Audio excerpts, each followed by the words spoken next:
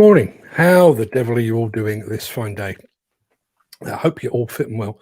As promised yesterday, today's show is going to be just a little bit different from our usual fare. We do have a couple of digger films for a bit later in the show, but we're going to be starting today on a very somber and serious note. Today marks the anniversary of an horrific demolition accident that left 2 working men dead and 2 families grief-stricken. As we reported yesterday, those families have now been told that there will be no charges of gross or corporate manslaughter, and this investigation remains ongoing after 4 years. My former colleague and filmmaker, Matt Malloy, has been to see the widow and the sister of one of those men, John Mackay. And we've been given exclusive access to that film for this morning's show. But before we get into that, I want to give you a very quick reminder. There is no show tomorrow. I'm on my travels, but I will be back here again on Thursday and Friday ahead of our marathon live stream on Saturday. So don't forget, no show tomorrow. Now, without further ado, let me roll the intro, post the question of the day, and get this show on the road.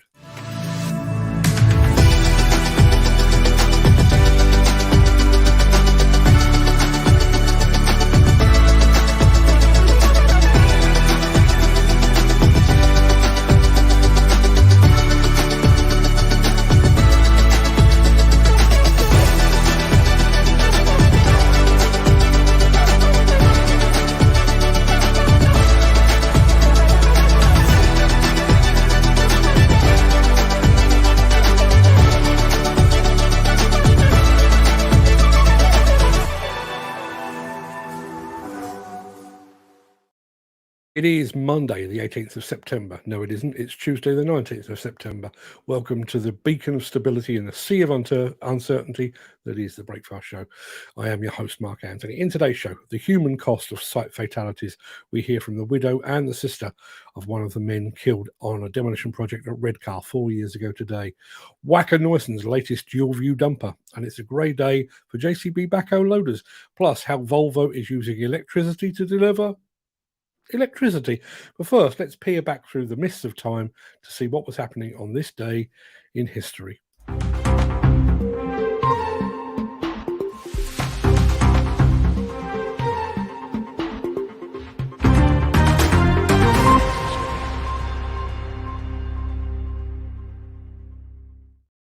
On this day in 1893, New Zealand became the first country to grant women the right to vote.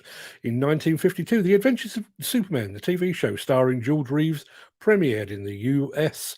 In 1960, Chubby Checker topped the charts with The Twist. I don't remember it, but at a push, I can do it. In 1975, 40 Towers aired for the first time in the UK.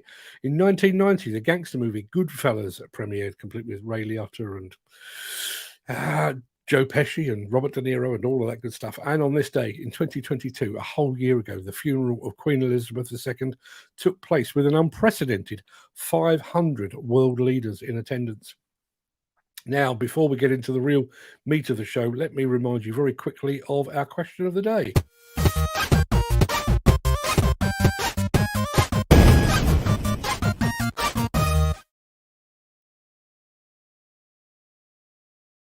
Yep, our latest question of the day comes from our resident quizmaster, Mr. Gary Muirhead, and it is quite simply, what is your favourite day of the week? I guess the most obvious answer is probably Friday, because it marks the end of the working week for most people. Personally, I'm going with Sunday. Potentially going fishing, possible lying, reading the newspapers, out for coffee with the long-suffering Mrs. Demolition News, a doze on the sofa, gone fishing on the telly at night. But what about you? What's your favourite day of the week? Just as importantly, why is it your favourite day of the week? We'll come back to that a bit later in the show.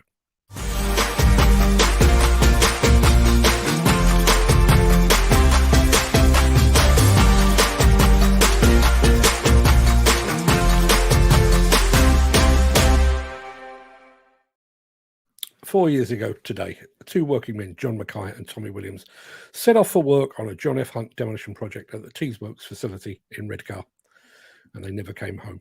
My friend and filmmaker Matt Malloy went to see John's wife and his sister in Scotland late last week, and he has produced a film of that. Now, you have to bear with me because I've got to dredge this from my computer, so bear with me 1 second.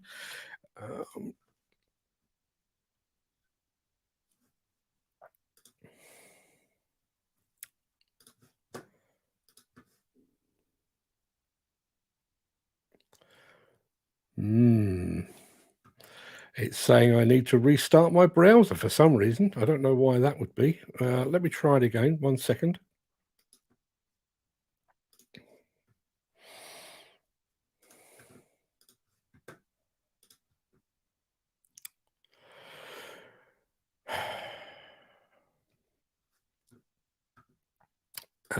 Let me think.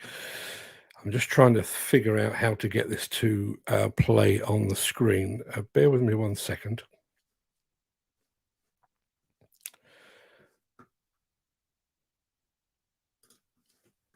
Now, let me try a different way of doing it. If I share my screen and go to there, make that full screen, hit play.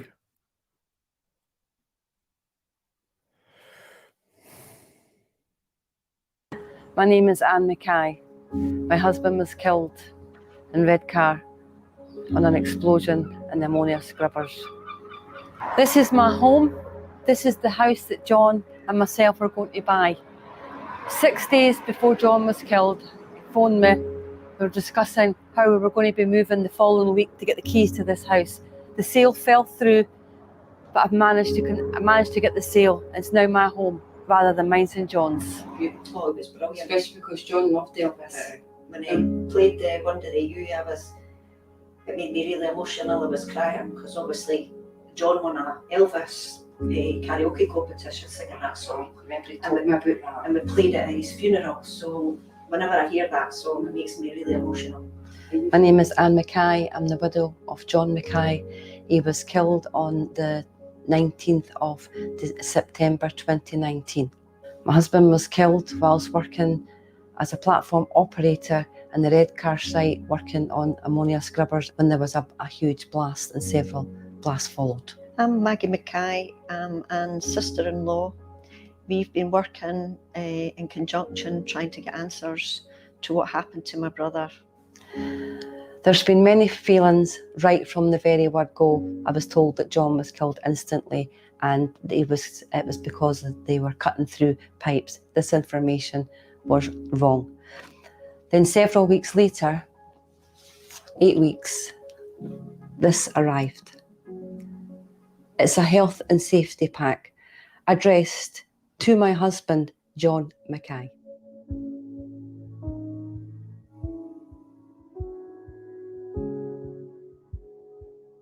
First of all, I received a phone call telling them, and I asked if my husband had been killed, and I was told yes. I was given an incident form from the police to basically phone up Cleveland myself to find out what happened.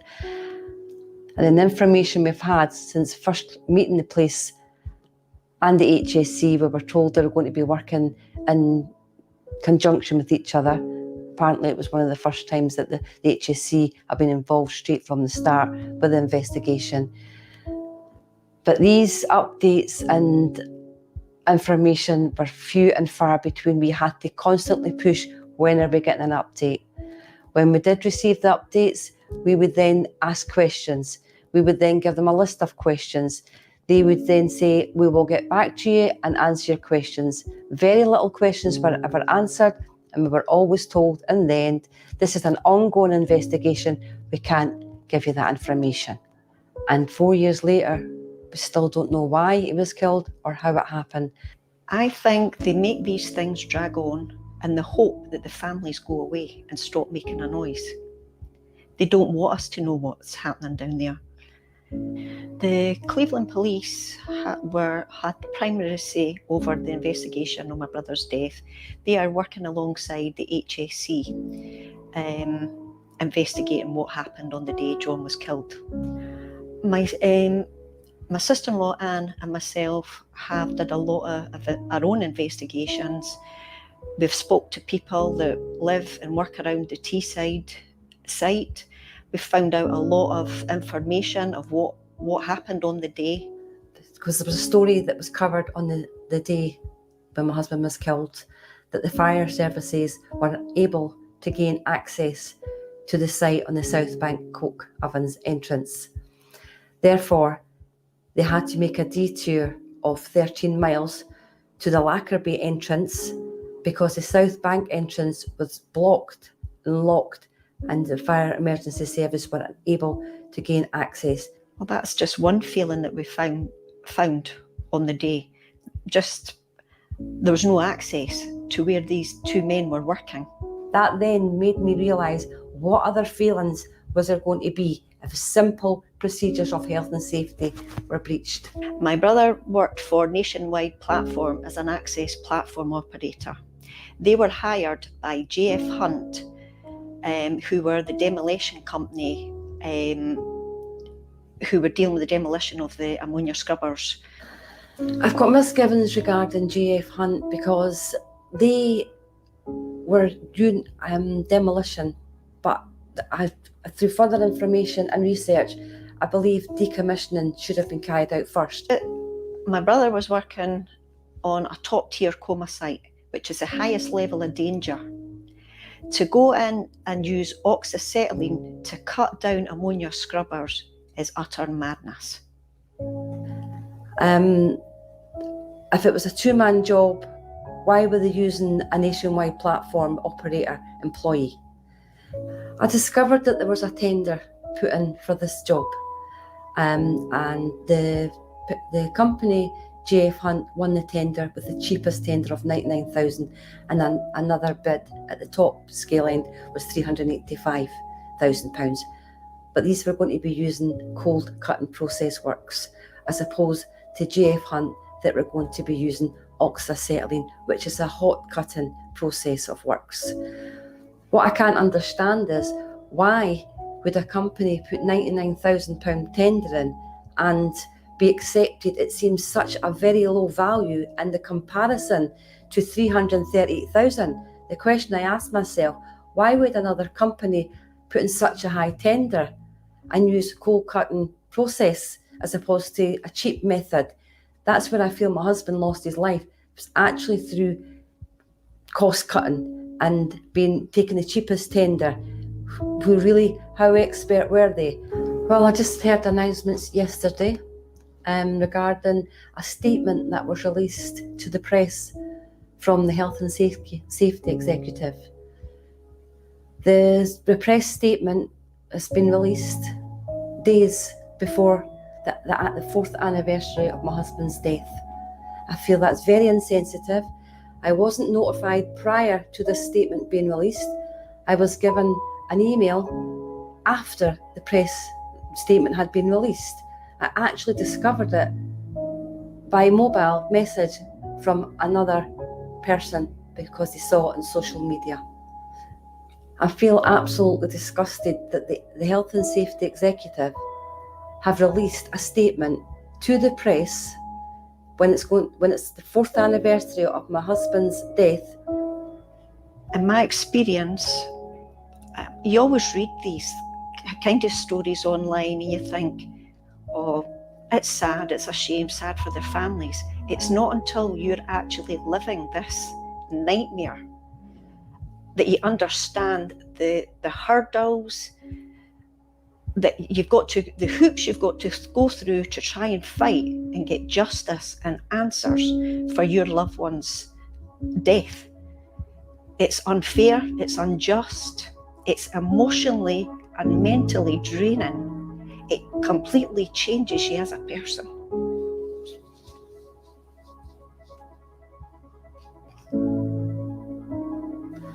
The system is wrong. We're waiting far too long for answers. People are not being held accountable. The length of time, 4 years, it's wrong that families wait that length of time. We're not really that much further forward with information. It's unacceptable and the law needs to change. People need to intervene.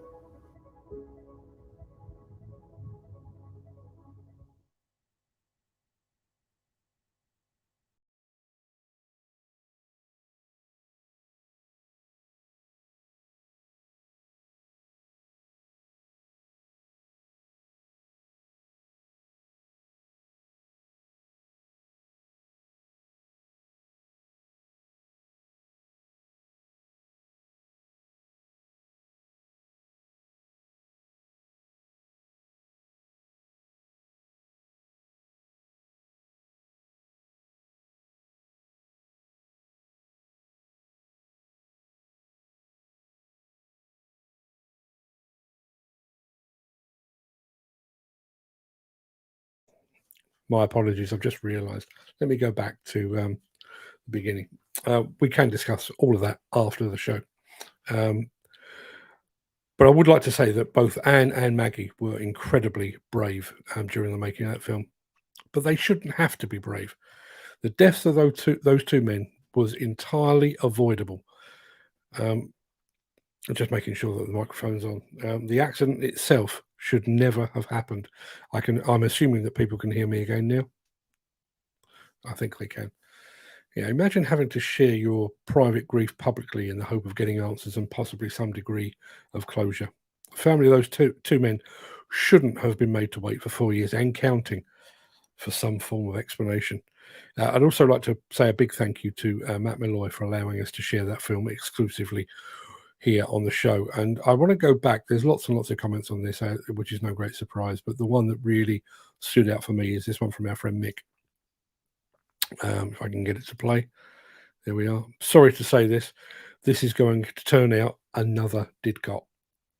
Didcot, by the time February rolls around, will be 8 years and counting. And there we are. Anne and Maggie and Tommy Williams' family, now 4 years and counting. It's an absolute disgrace.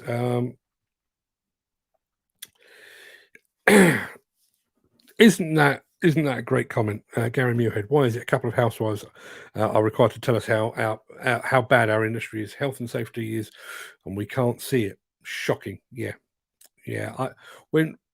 I'm bearing in mind, and I don't. Do I have it readily to hand? I can get it readily to hand. Bear with me 1 second. We reported on this yesterday, and I know one of the things that the HSE actually said was we also made it clear our investigation will be a thorough one while also recognising the desire for a speedy conclusion. A speedy conclusion. We're 4 years in and there is no conclusion. I'm not entirely sure what speedy means in HSE land, but it certainly doesn't mean the same as it does here. How long and why are they taking so bloody long? I'm not going to cast aspersions about shortcuts and who was the cheapest and everything else, but in the run up to today's show, I did a very quick check, and if you look up the ammonia online, apparently ammonia is not considered flammable. However, it is considered potentially explosive. If you're dealing with a potentially explosive material, surely there should be some safeguards in place to prevent that. Well, safeguards in place to prevent that explosion in the first place. But should we not be sending in people that actually know how to do that? And with the greatest respect to John Mackay, he was an access platform operator. He wasn't a demolition man. He wasn't a decommissioning man. He wasn't an expert in ammonia vessels. He was an access platform operator. Should he have been where he was? We'll come back after this.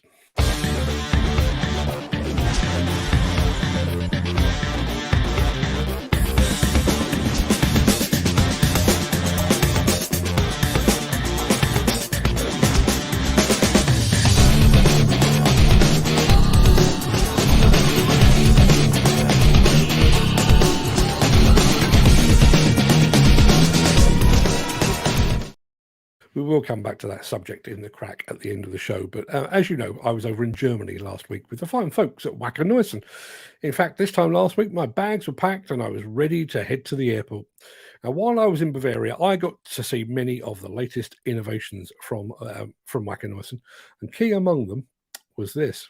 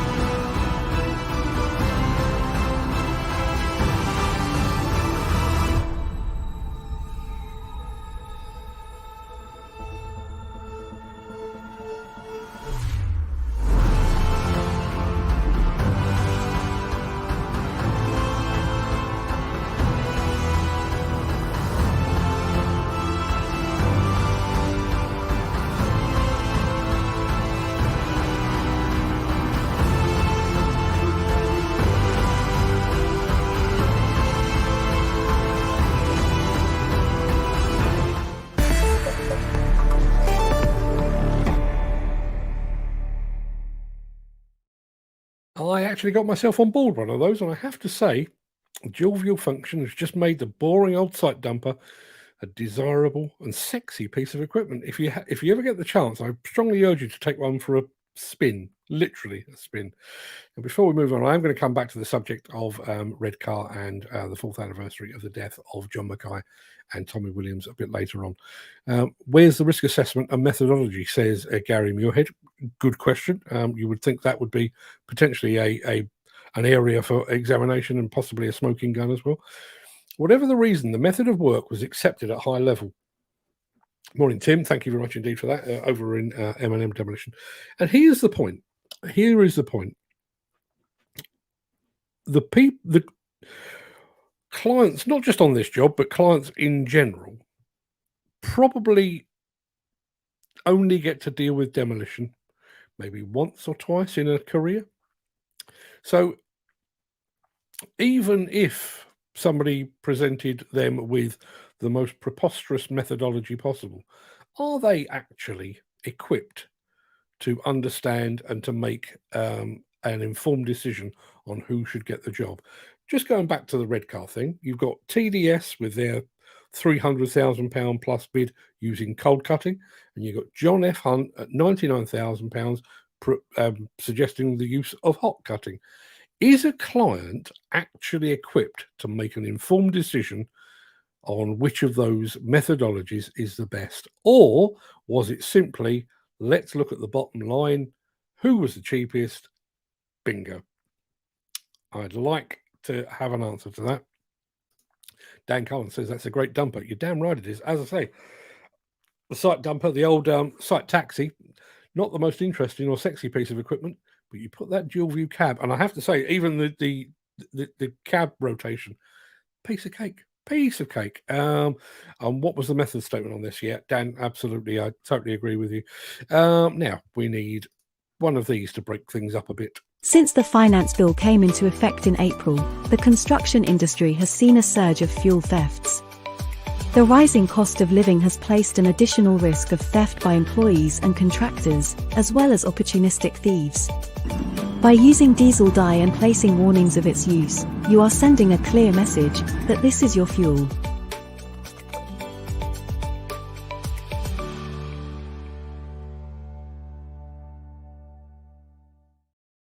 Just going to see what Chris Roy's got to say. Didn't Muirhill make a dumper 60 years ago where the operator could turn his controls from facing forward to reverse? Here's progress. I don't think Wacker Neuson are claiming to have invented that. However, the system they've got is pretty damn smart. A lot more advanced than anything Muirhill were doing 60 years ago, I would guess. But I do remember Muirhill from back in the day. I think I caught their demise in the early part of my career. Now, a few weeks ago, we brought you a film of a fleet of JCB equipment decked out in an all-black livery, and we all commented just how good they looked. Well, as it turns out, JCB machines look pretty damn good in grey too.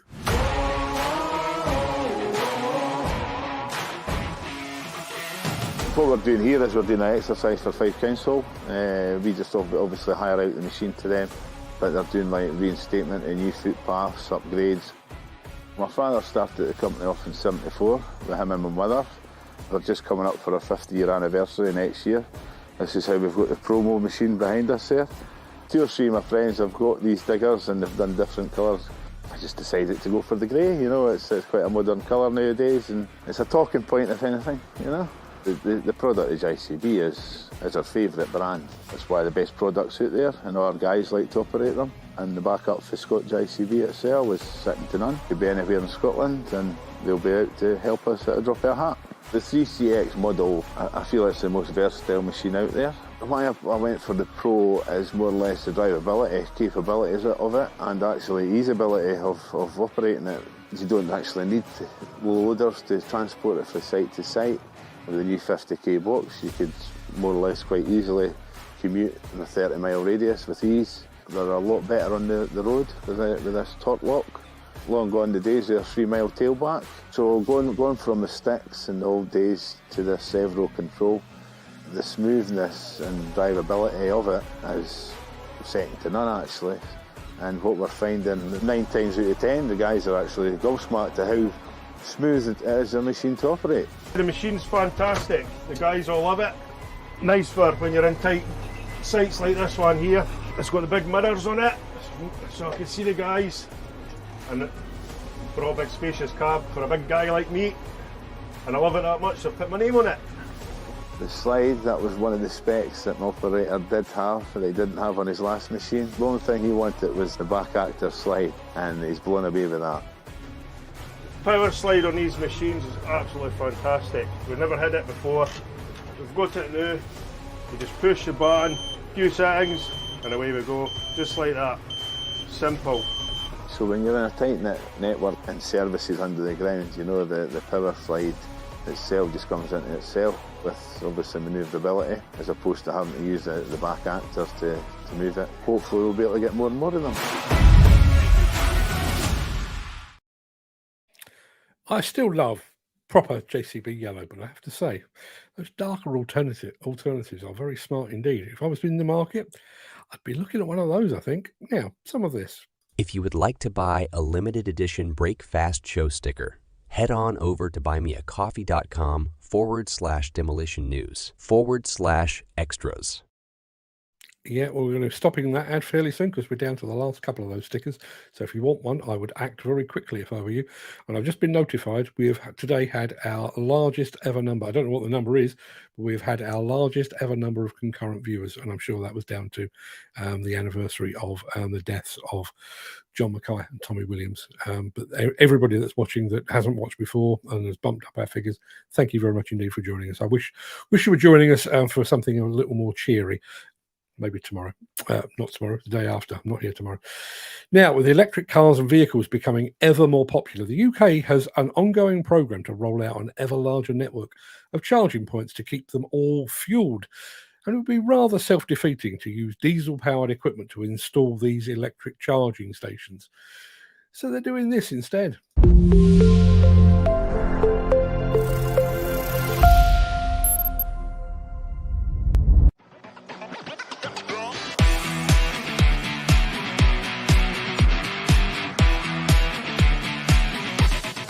So we're here today at Scotch Corner. We've got one of our electric Volvo excavators here working, digging a trench for our transformers. Our CEO, Doddington Harper, was at an exhibition called Move. He saw the SMT stand and saw the Volvo, was very impressed with what he saw. And here we are today, sustainably building one of our super hubs.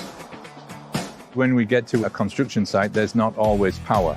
So what we have is an SEC16, which is a solar energy centre. This is a system where we use the solar panels to harness the sun. We take that power inside our unit there and we charge batteries. And those batteries we use to deliver the power through our grid-served charger into the excavator. We can get 4 hours use out of the excavator before we need to charge it, which is more than what we really need in a normal day's use anyway. So we can either charge it over lunch or we can charge it overnight and it's ready for the guys to use whenever they need. It's very clean, there's no smell of diesel, there's no noise. It's of great benefit to us and to the people who are working here. It's brilliant, very comfortable to drive. It's my first time driving an electric digger. It's got the same pull, the same power as a diesel machine without the noise.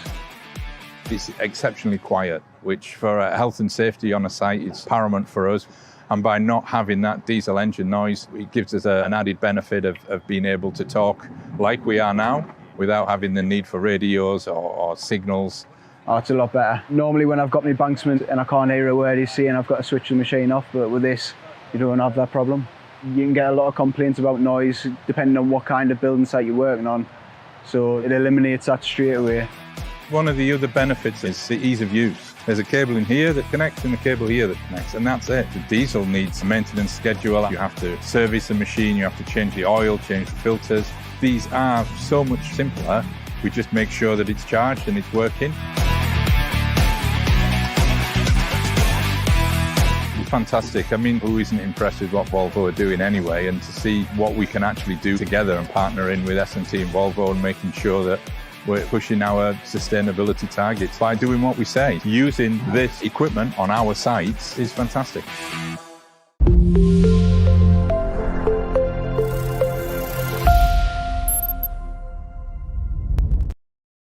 Yeah, electric machines, installing electric chargers. I guess that's what they mean by completing the circuit.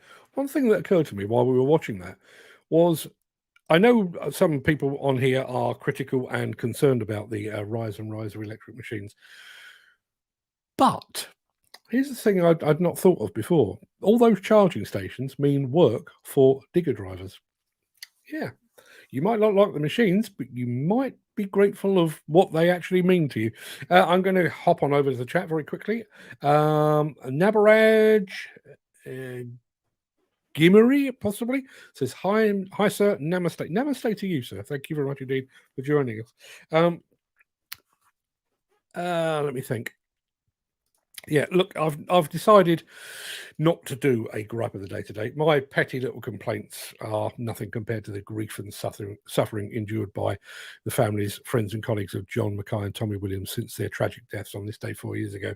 So instead of that, I'm going to roll the outro in just a second before leaping gazelle-like over into the chat to see what you're all saying today. If you can't stick around, please stay safe. Look after yourself, your family, your friends, and bearing in mind all that we've seen today, please look after your colleagues as well. I really hope that some of you can find the time and the inclination to stick around, because the Craic will begin immediately after this final word from our key show sponsor.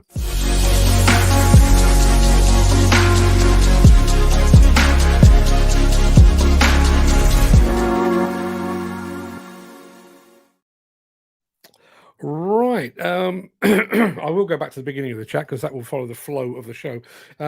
Jim Turner on the Volvo thing says that's the real way to go green. Put a solar station on site to harvest power to recharge machinery. Totally agree. Let me go back to the beginning of the chat. As I say, let's get things in some sort of order. Let's get some music playing in the background. Let's go for something fairly subtle today. One of those. Yeah, turn that right down. Good morning, everyone. Thank you very much indeed for being here. As I say, I was about to apologise for today's show being somewhat somber. I'm not going to apologise. That's what we're here to do. We are nothing if a reflection of the industry, and two of our number lost their lives this day 4 years ago. And the family that you've just seen with Anne and Maggie, they're still waiting for answers and some form of closure. There was a lot to pull out of that video. I can't even say they were highlights, but imagine you've lost your husband in a site accident, and his employer, 8 weeks after the event, are insensitive enough to send him his health and safety pack. They couldn't even be asked to take his name off the list of employees. As I say, so much to unpack there. We'll come back to that. Dan Cullen's here as well. Good morning, Dan. Thank you very much indeed for being here. And I think he's got his latest prize. Good to hear. Glenn Johnston's in the house as well. Gary Muirhead.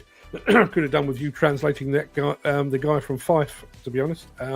Good morning, Mark. Good morning, everyone. He says good morning to you, Gary. And thank you for today's question of the day, which we'll come on to in just a second.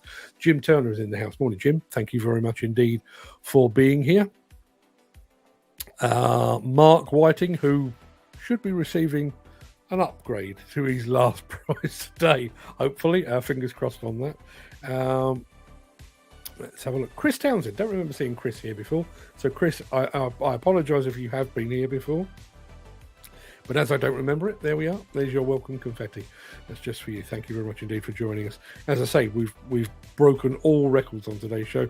I wish the number would actually tell me how many people we had watching concurrently. It doesn't. It just tells me that I've hit a new high, which is always nice to see. Ken Hatcher's in the house. Back in work. So you should be, sir. And it's raining in Wales. There's a shocker. Let's hold the front pages for that news. Dan Cullen. How the bejesus are we all doing this morning? A bit of all weathers today. Yeah, we've had a bit of wind and rain and various other bits and pieces. Yeah, there is Dan Cullen saying he's got his Leave Air hat. Thank you. You are more than welcome, sir. Thank you for entering. Chris Ford says, good day to you all. Good day to you as well, Chris. Thank you very much indeed for being here. There is the question of the day for which I can claim no responsibility. That is entirely the work of Gary Muirhead. What is your favourite day of the week? And I had to think long and hard about this. And bizarrely, I almost settled on Monday. When I would never go as far as to say I'm a workaholic, because I'm not. I'm inherently lazy. But when it gets to Sunday evening, and I'm sat there thinking, right, okay, the show is largely ready for tomorrow, I'm genuinely looking forward to being here on a Monday morning. The hell have you people done to me? There is Mick Saunders. I haven't seen Mick for a wee while. Morning, Mick. Hope you're fit and well, my friend. Thank you very much indeed, and welcome back. Chris Ford, answer to the question today, Sunday. It's a good start for Monday. Yeah, I have to say, if you can give me a large mug of tea on the Sunday Times, I'm a pretty happy bunny at that point. Ken Hatcher goes for Saturday, day off work, I'm sure. Mick Saunders says, any day as long as I don't have to get up at silly hours. Fair comment. And just to be clear, apparently Mick Saunders has lost the power of his H on his keyboard. Don't know what that's all about. We had some issues earlier. Apple update. Don't think that was the case. I think the file was too big. I think that was what it was. And I was trying to basically upload it and stream it simultaneously, instead of which I dragged it over from a different website. Thankfully, I remembered I could still do that. Question of the day. The man that posted the question of the day is Gary Muirhead, and his answer is Saturday, because it's the start of the weekend and we usually go to our favourite Italian restaurant on Saturday night. And what I can tell you is his local Italian restaurant does some damn fine coffee. I won't bore you with how I know that, but I do know that. Dan Cullen says they've been through a lot and still no proper information or answers. Yeah. Look, the obvious thing here is that two guys went to work and didn't make it home. That is the central hub of the story. Two guys were killed completely unnecessarily during the course of their work on the Teesworks facility up in Redcar. That's bad enough, but to then have the investigating authorities compound that by delivering zero in the way of answers, to drag out the whole thing to 4 years and counting, and then to compound even the compounding, to then issue a statement to say that there will be no gross or corporate manslaughter charges, and not even bother to tell the family. The family heard that, much as I did, via an email. You would have thought, after all this time, you would like to think that the HSE would be on first name terms with Anne and Maggie and Tommy's family as well, to pick up the phone and say, we are about to issue a statement, we're showing it to you ahead of time, but we'll be issuing it in a week's time or 2 days' time, whatever it might be, but we wanted to give you the heads up. No. Like the employer, Nationwide Access, the employer of John Mackay, no consideration given by sending that health and safety pack, and then the HSE issuing a statement with no consideration of the families. Gary Muirhead, thoughts with the family and friends. That's all you can do, isn't it? And it just feels so, I don't think trite is the word, but you just feel so helpless, you know, and in the nicest possible way. I mean, my mate Matt went and filmed that, and he really is a smashing guy, ex-army, fantastic filmmaker. But watching that, I wish I'd been there, because both of those women just looked like they needed an arm around their shoulder. Yeah. Sorry to say, this is going to turn out another Didcot. I really, really wish I could argue with Mick on that and tell him the error of his ways, but he's 100% right. And unfortunately, I've said this before, I now believe that Didcot has set a precedent. The day after Didcot happened, back in February 2016, I was interviewed by Sky News on the site at Didcot. And it was about 3 months after the HSE had published a report that said it was now taking, on average, 4 years to investigate a site fatality. So bearing in mind, at the time, we didn't know quite how many people had died. We feared it was 4, it could have been more. But I actually said down the barrel of a Sky News camera that we wouldn't have any answers until 2020, 2021. And look how wide of the mark I was. Come February, that will be 8 years. And because it's gone on for as long as it has, and I realise we've had COVID and the lockdown and everything else in between, because it's gone on as long as it has, we now have the potential of a new precedent. To the point where, you know, if let's just say on the 8th anniversary of Didcot, the HSE do finally publish their findings and prosecutions are forthcoming and so on down the line. But that has now set a benchmark of 8 years. So after that, if they finally resolve the red car one with John and Tommy in 5 years, 6 years, 7 years, they are still within the 8-year benchmark that they've now set themselves. And I don't understand how we just allow this to happen. Particularly when you look at the profile of that Teesworks facility.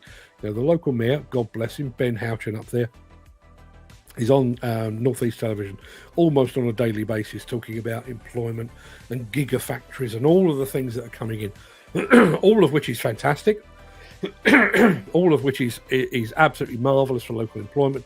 It's given the demolition industry up in the Northeast a huge boost. It really has. Companies like MGL and Thompson Zapruder have been very, very busy up there. But it's been built on the death of 2 demolition workers, and all of that seems to have been forgotten in the march of progress. And it sits very uncomfortably with me, that does. Andy Darvell, morning Andy, discussing how the families of workers are treated after incidents. To keep them in the dark is just wrong. Yeah, and unfortunately with these things, my feeling now, and it's been my feeling about Didcot pretty much from day one, is the investigating authorities, be it Thames Valley Police and the HSE at Didcot, or I'm not entirely sure which police source they said it was up in the Northeast, but the police up there and the HSE, their focus seems to be very skewed towards gaining a prosecution rather than giving the families some sort of closure, some sort of justice. It seems like the focus is on, we must get a high profile prosecution, and we must charge, where there's blame, there's a claim. We must charge them, X million pounds, and then we would have done our job. No, your job was to support the families and to give them answers as quickly as possible. Mick Saunders says, sorry, my H isn't working properly. Mind you, where I come from, we don't pronounce H very often, and don't mention West Ham. You feel free to mention West Ham. Apart from the aberration that was this past weekend, West Ham are doing it really quite nicely, thank you. 100% agree, says Dan Cullen. The whole system of investigations needs to be shaken up and totally improved. I am still very much of the mind, particularly in relation to Didcot, but I think the same rules apply here. I am very much of the mind that we need to have some kind of interim reporting, not to prejudice a potential case in the future, but to be able to go back to the families and say, we have investigated. Unfortunately, your loved one was injured or killed. These are the reasons. Even if you have to sign some sort of confidentiality agreement, these are the reasons. This is how they died. This is the nature of the accident in which they died. And then worry about the prosecution. Give those people some closure. And, I mean, we're not... this Teesworks facility, vast though it is, it's in the middle of nowhere. And there were so many things. I mean, you're working with hot cutting and you've closed access to a fire engine. How on earth does that make any sense at all? There's Tim Minnie. Good morning, Mark and co. And then I'm going to say Dan Cullen. There we are. The system is complete failure in the UK. And then lots and lots of people telling me that my mic was off. Unfortunately, because I had to dredge that video from somewhere else, it didn't automatically turn my microphone off. So I turned my microphone off and then forgot to turn it back on. But I went back and reiterated. So yes, we got there, and then my apologies for the break there. Why is it a couple of housewives are telling us how bad is our industry in health and safety, and we can't see it? Shocking. The trouble is, though, Gary, and I agree with exactly what you're saying. The trouble is, we can all see it. We can all see it. The problem with the health and safety executive and the investigating authorities, whoever the local police are, and clients, that they are one step removed. But to us here in the industry, these are our friends. These are our colleagues. These are our brothers, our sons, our daughters, our nieces, nephews. These are our people. We care about them. We care about... And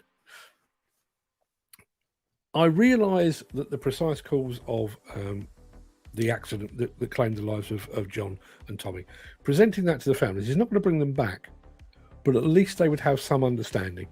And if that understanding was, well, at least they will have died quickly. I can only hope. At least they died quickly. At least that will give them something to that they can cling on to. Instead of which we put them through the mill for a year, 2, 3, 4. In the case of Didcot, nearly 8 years. Just an absolute disgrace. It really is. How long and why are they taking so bloody long? The issue we have here is, and I realise everybody always points to this, the Health and Safety Executive in the UK is grossly underfunded, and it is grossly understaffed. But that is not an excuse. If you, and I realise this is a weird comparison to draw, if you went to your local car dealership and said, I'd like the new Ford Focus, please. Is there a new Ford Focus? I don't know. I'd like a new Ford Focus, please. And they said, absolutely, there you are. We'll take your money. You can have that in 2031. 2031, you say? Yeah, well, it's a popular car and we haven't got enough people to build it. Unacceptable. And yet here we are, bearing in mind what the Health and Safety Executive's role is. They are the police of all things health and safety related, and they are understaffed and underfunded. They are not, quite clearly, demonstrably, they are not capable of doing their job. And I don't suppose it would make any difference whatsoever, but the National Federation of Demolition Contractors has had 2 events recently, one in the northeast of England, ironically, one in Birmingham. They've got another one coming up in London in a week or two's time, in conjunction with the Health and Safety Executive. And they're talking about planning and ensuring health and safety. That's all well and good. And good luck to them. And I hope the events are extremely successful. But what they should actually be doing is pulling the HSE to one side and say, yeah, we'll work with you on these things, just as soon as you pull your finger out and tell us why 4 guys died at Didcot and why 2 guys died at Redcar, and so on down the line. Until that point, we have nothing to discuss, because you are letting down the industry, you're letting down the families of those that are working in the industry. Where is this risk assessment and methodology? You'd have to think, particularly given the nature of this. This is a COMAR site, and I can never remember what COMAR stands for, but it is a high risk site. It's an ex-industrial site with all manner of nasties potentially in pipes, but underground, and it's an absolute horror show up there, or it was. So you would have thought that health and safety would have been absolutely paramount. And as a result of being paramount, you would have thought that the RAMs on that project would have been delivered in frames and gold. And, these would be the ultimate RAMs. These would be the RAMs that other people's RAMs dreamt of. So where are they? Where are they? And I go back to the point that I made earlier. If... there we are, there's Tim Minnie. Whatever the reason, the method of work was accepted at a high level. Are they equipped to do that? And that's a genuine question. I'm not saying they're not, but I've done some work in the past with C&D demolition consultants, and they've worked with the likes of Berkeley Homes. And one of the things that they've done with Berkeley Homes is to teach Berkeley Homes about demolition. So when Berkeley Homes arrive on a site, or are about to arrive on a site, and they start to make demands from the demolition contractor, they actually have some understanding of what goes into the demolition process. The client on this job up at Teesworks, did they have a demolition consultant holding their hand? Did they have anybody telling them, actually, hot works? Are you sure? With a potentially explosive material? Did anyone go into these ammonia scrubbers and have a look around? You've only got to look You know, the internet is full of these things where somebody has decided to cut a barrel or a vessel that contains oil or diesel, or did contain oil or diesel or petrol, whatever it might be, and even the remaining fumes. You put a flame like that and that thing is going to go off. Ammonia, according to the internet, I'm not an expert, but according to the internet, ammonia is potentially explosive. Now, in my mind, potentially explosive and hot works, they don't sit well together, to my mind. As I say, you know, we have some actual demolition experts in the house. Mick Saunders being one of them. You know, if you were faced with a vessel that might contain ammonia, do you want to be pointing oxyacetylene at it? I wouldn't. Maybe I'm wrong. Now, that's a great dumper. Yeah, I have to say, yeah, the dual view dumper. And bearing in mind, it comes from a very good place. I know Chris Ford mentioned the Muir Hill dumper. Obviously, we have had issues with dumpers and safety and what have you. But the ability to turn a dumper into a dump truck, fantastic. I just think it makes perfect sense. And the one thing, I don't know if I mentioned this yesterday, but they during the visit to Bavaria last week, Wacker Neuson did actually mention we've got a 10-ton, I think is the DV100, but there is coming next year a 12.5-ton. Now, if anybody remembers the JCB 712, which was purely an Arctic, a mini Arctic, a bit like the Hydrema. We are soon to have from Wacker Neuson a 12.5-ton dumper stroke ADT. Looking forward to seeing one of those. That sounds like an absolute beast. What was the method statement on this? Yep, you're absolutely right. There is Chris Ford talking about Muir Hill. That's an unbelievable difference in price. In my honest opinion, price goes and says a lot on jobs. Not the experience that counts. It's what's cheapest. Yeah. But even then, if would it not set alarm bells ringing with you? You know, I imagine you need a new driveway on your house. It's the first thing that came into my head. You need a new driveway. And somebody comes along and says, well, that'll cost you £10,000. And somebody else comes along and says, I'll do it for £8,000. And then somebody else comes along and says, oh, I'll do that for £2,000. I realise that's a saving of £8,000. But are they really up to the job? What is it that, you know, are they going to do, as was done with my father-in-law, unfortunately, are they going to put a tarmac layer on there so thin that you can see through it, so within 2 months you've got grass sprouting through it? Or are they going to do the job properly? You know, when you've got a differential that's almost 4 times, surely somebody should be saying, yeah, hang on a minute, what, why, what's the difference? Mick Saunders says, I can only ask what the hell is going on with the whole police force and the HSE in this country. Why do families and indeed those in the demolition industry have to wait for so long for any answers? Surely those who we put in charge of our country and safety should have the balls to stand up and be counted. They don't, though. They don't.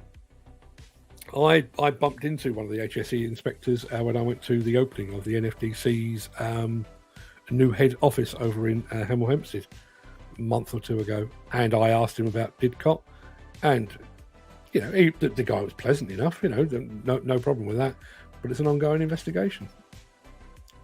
After 7.5 years, it's an ongoing investigation.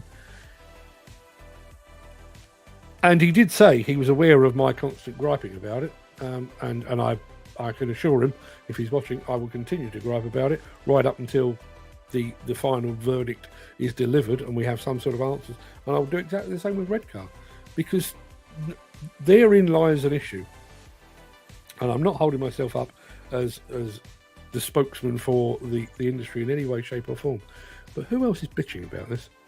Who else is actually beating on the door of the health and safety executive, of the local police forces, local MPs? I've written to all of them. And I've met with a couple of them and so on down the line. Who else is doing that? Who is standing up for the working man? You know, as I say, I bumped into an HSE inspector, a fairly senior one, at the NFDC HQ a couple of months ago. Would would Anne and Maggie be given that access? Would they be allowed to present their case to him? Let's have a look what we got. Yeah, that was me asking what the guy from Fife was saying. I was jesting, I promise. What a lovely looking machine. Gary Muirhead, not far from you. Yeah, if you do see that driving past, please get a photograph of it, would you? 50k box. Wow. Dan Cullen says, yes, the power slide is awesome.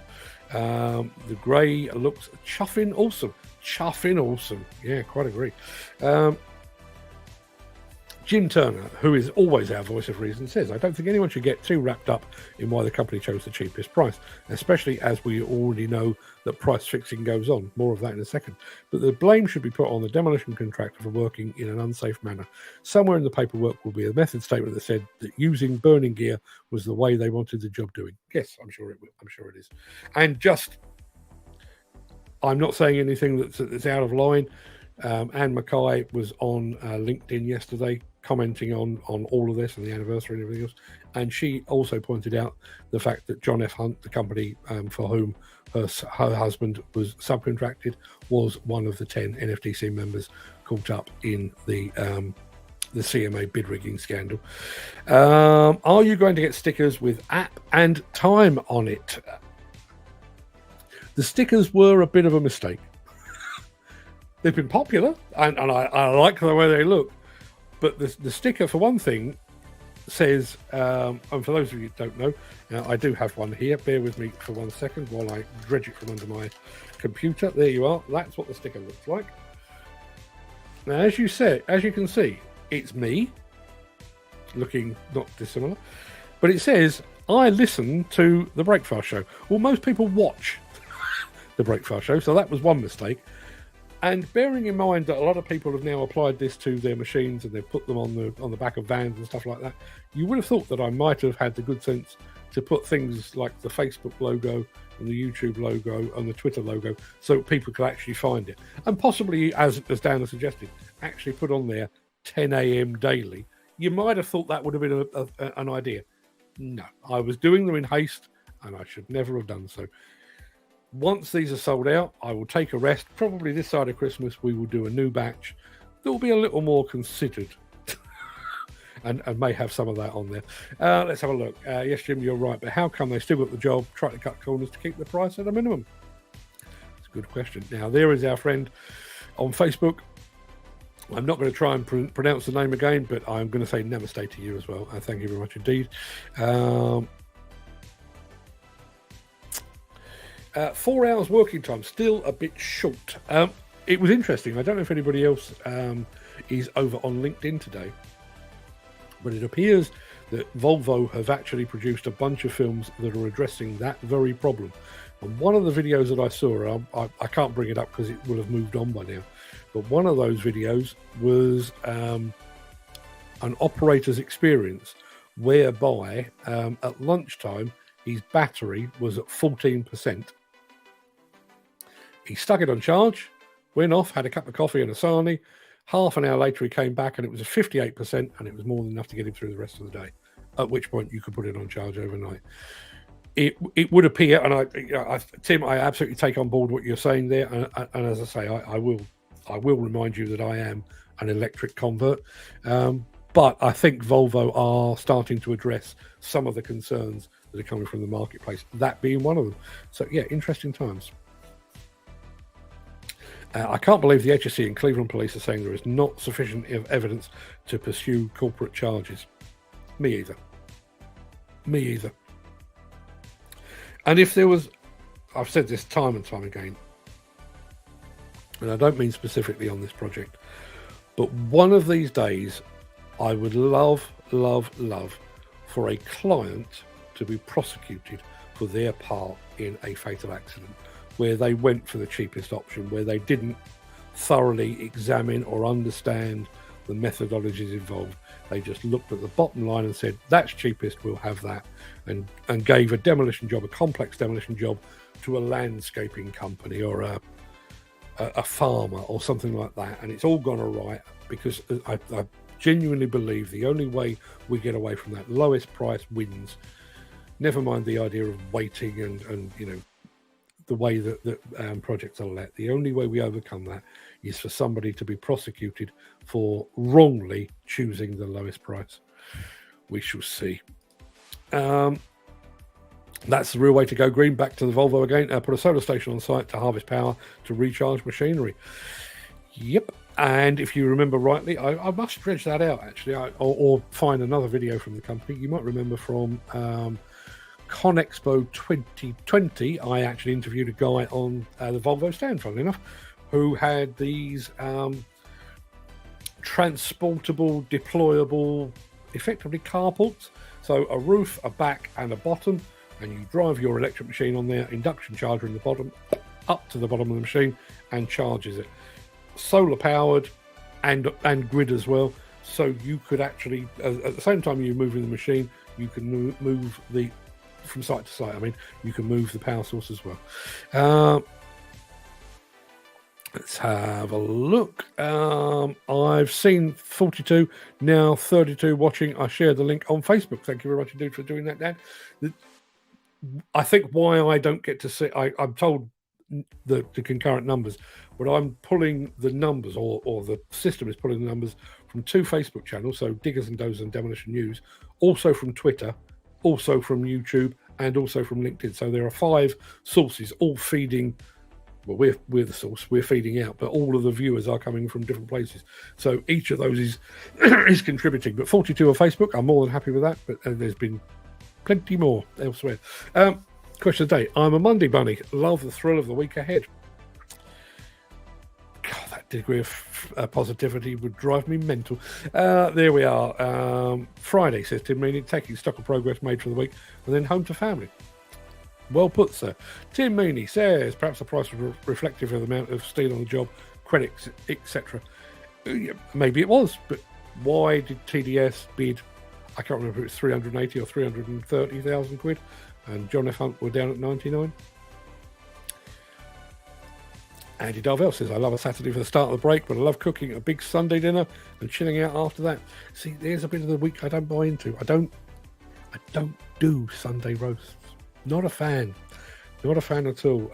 In fact, I mean, I do it because the family like it, but I'm not a fan. I will avoid it like the plague.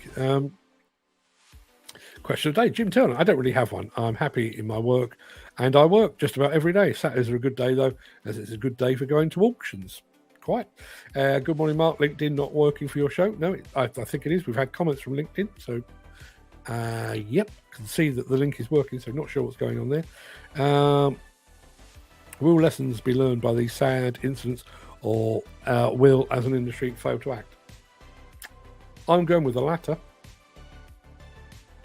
And I think that's part of my problem with these long drawn out and protracted investigations, is the fact that the results of those investigations come so far down the line that most people have kind of forgotten about the incident in the first place.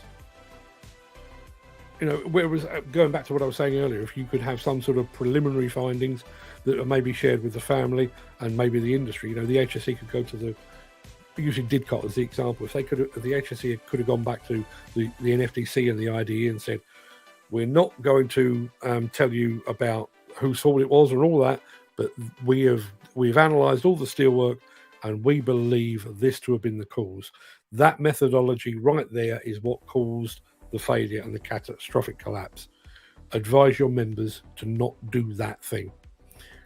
I believe that's how we should be. But no, as I say, I mean, 8 years' time. I mean, one of the concerns that we have within the HSE and the Thames Valley Police, 8 years on, you would imagine that some of the people that were involved in Didcot early doors have now retired or changed jobs or moved on or whatever it might be. So you're kind of one step removed. Much the same as the industry itself. I realise this has no influence on safety, but if you think about it, that would be 4 NFDC presidents ago that Didcot happened. They've just got themselves a new CEO, Duncan Riddell. So Howard Button was in post where Didcot happened. By the time the findings happen, he won't be. It's completely disjointed, all because they won't pull their finger out and get the job delivered. Slam your job, says Chris Ford. Stop, look, assess, manage, even when you have a method statement. Well said, sir. That would make a fantastic T-shirt. JCB 712, brilliant dumper, goes anywhere. Yeah, I was a big fan of that. I could never understand quite why they discontinued it, but it really was a very smart machine. Over the years, I've gas cut many different types of tanks, from oil, chemical, and tanks used for flour, coal, and seeds. Flour, yeah, don't ever overlook the explosive nature of flour. If it ain't clean, don't touch it. And the first cut is always done cold. Doesn't require any comment, that does it? Always done cold. I wonder, was there money in brown envelopes to not get a prosecution? You could say that, Dan. I couldn't possibly comment. Many RAMs are just cut and pasted, not communicated to the workforce. And again,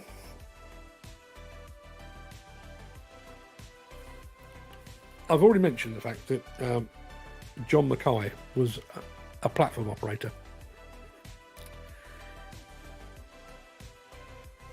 Was he given an induction on the day?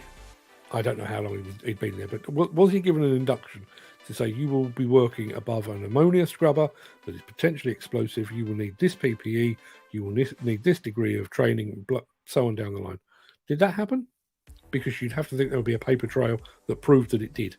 Or didn't, as the case may be. If you don't like Sunday roasts, I don't know if we can be friends.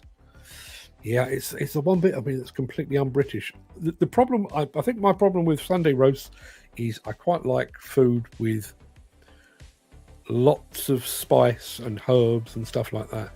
And to my mind, roast meat and boiled or roasted veg doesn't have that.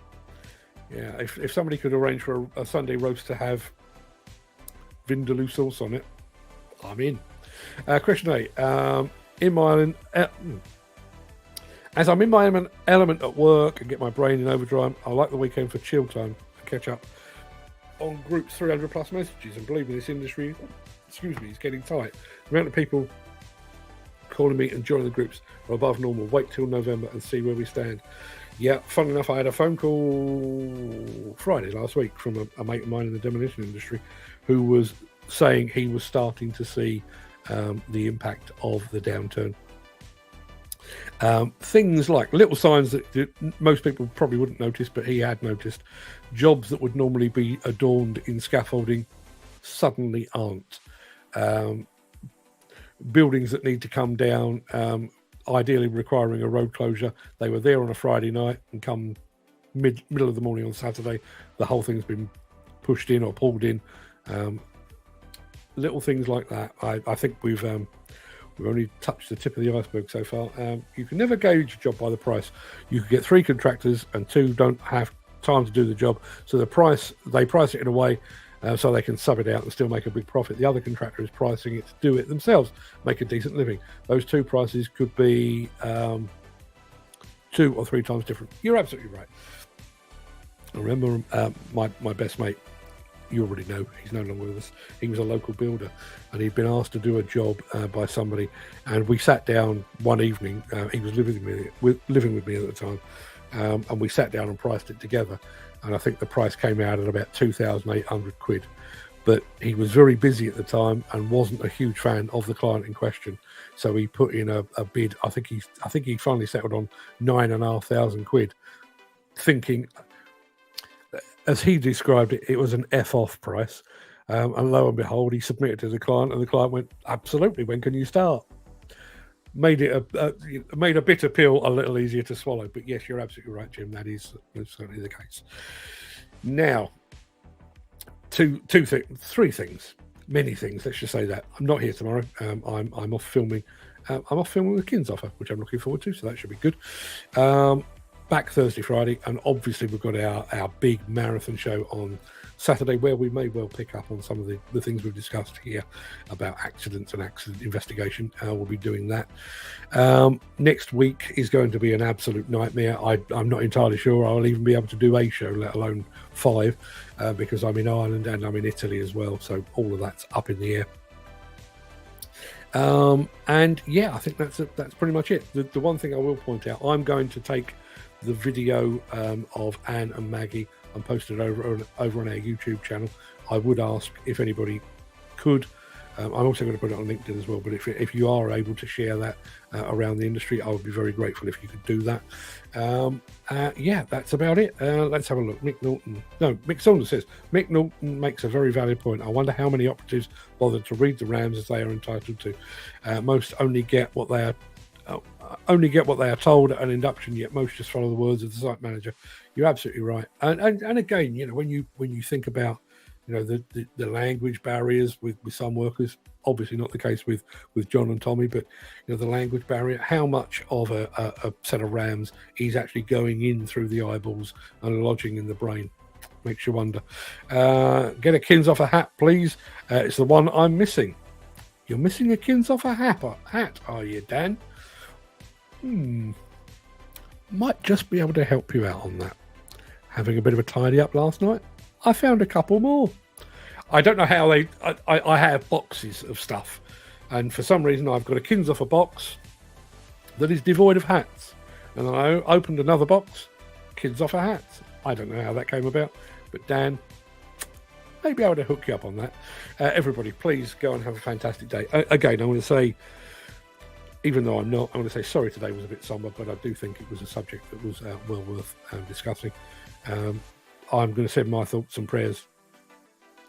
I'm going to send my thoughts. I don't do prayer. I'm going to send my thoughts to Anne and Maggie and to the family of Tommy Williams as well. And I'm going to end, I think, with a comment from Tim Meaney, which I think pretty much sums up how we should end a show like this. Be safe, everyone. Yeah. Please do that. Please be safe. Look after yourself, your family, your friends, your colleagues. I'll see you on Thursday. Till then, have a good one. All the best.